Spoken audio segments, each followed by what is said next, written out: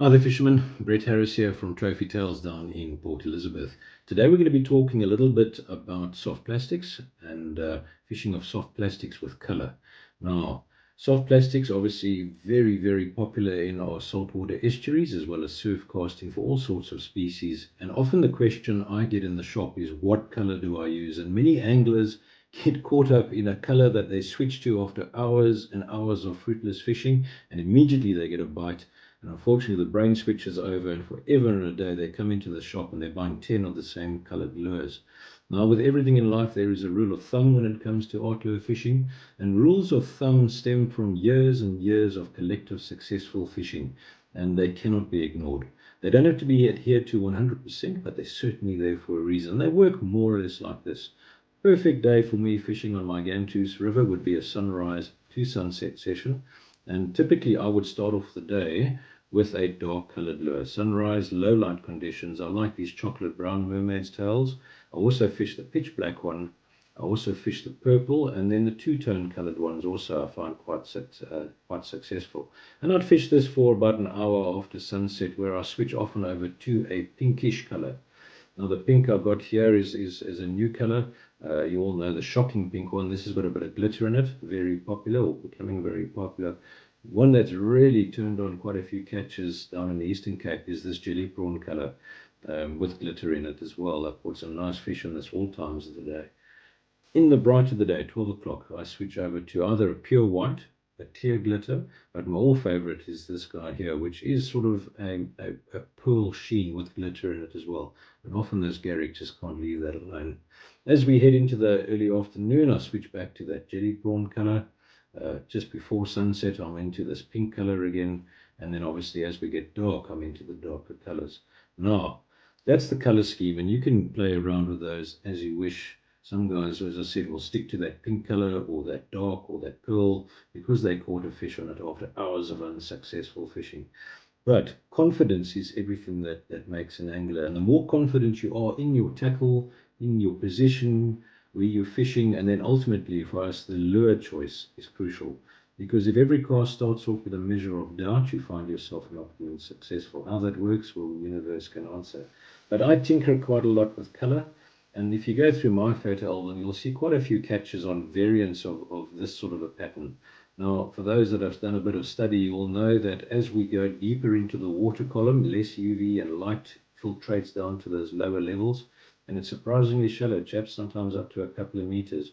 But the clever scientists tell us colors like chartreuse, pink, orange, and red are the colors that last the longest in the water column. So I use combinations of those in all my modifications I do with my soft plastics.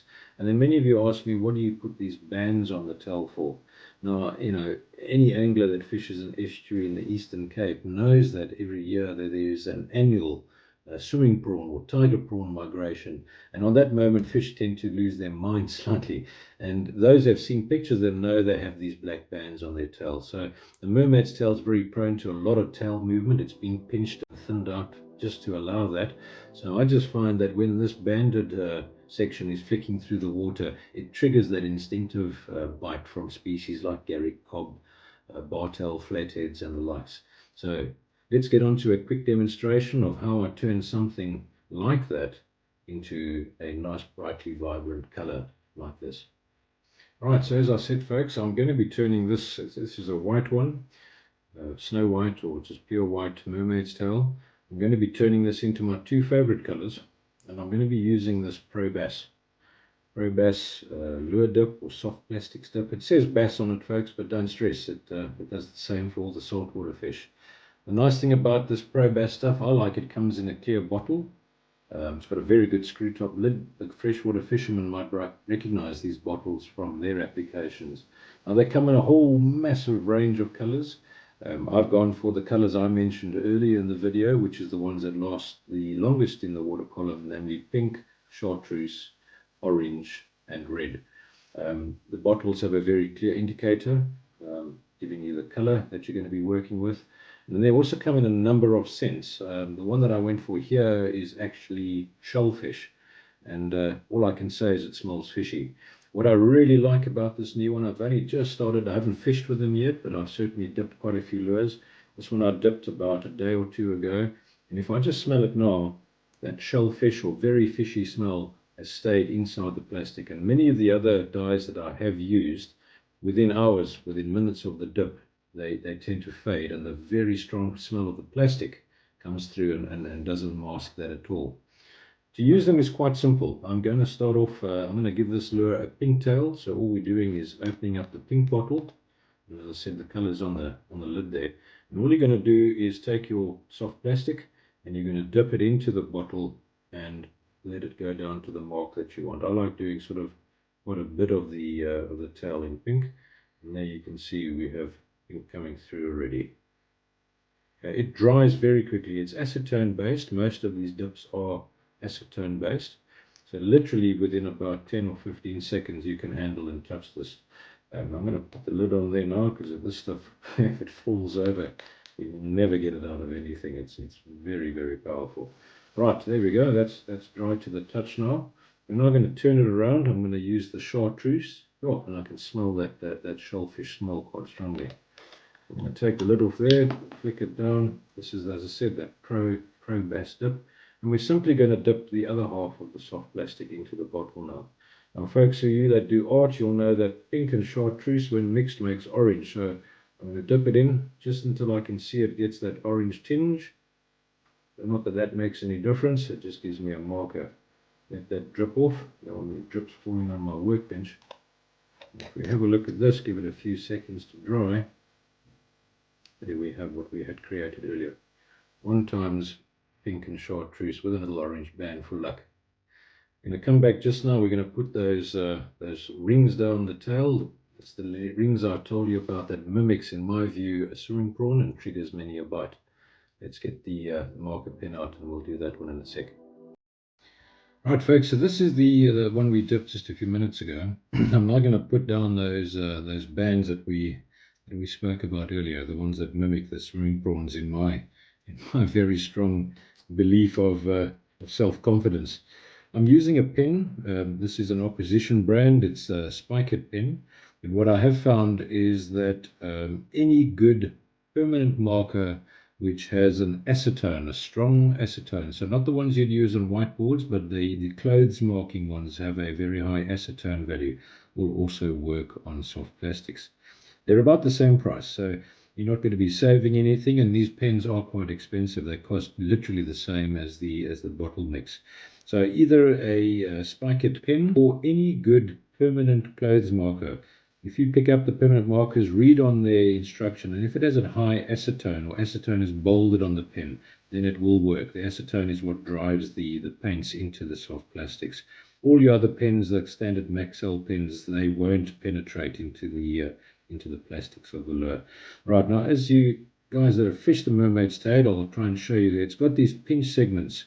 There's a number of them. There's 5 or 6 of them as you work down the tail. That's the part that gives the mermaid's tail that flick-flack action. That's what I use. I use the recess of those. And I'll just turn the pen on its side. You'll see the pens all have that square nib shape. And I'll just go in there and I'll just dab into that groove or that pinch of the lure. I just dab in my permanent marker and I get those nice and black as we go into the notch of the lure there. And they come up pretty quickly. One doesn't have to rush these things, but they come up pretty quickly. Boom, boom, like that.